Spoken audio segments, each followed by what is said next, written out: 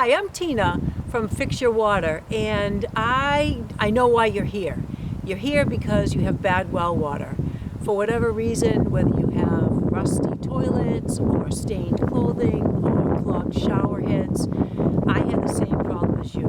I moved here in Florida probably 7 years ago and couldn't believe within 30 days my toilets were wrecked, my clothes were spotted.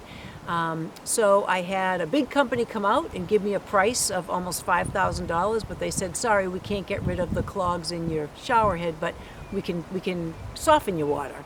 So anyway, my husband and I got busy and we created our own filter that costs about $200 to create in materials, and we're selling the course to build it.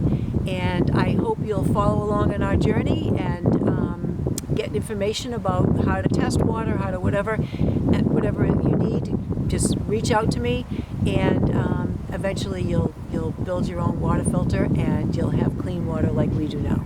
Thank you so much.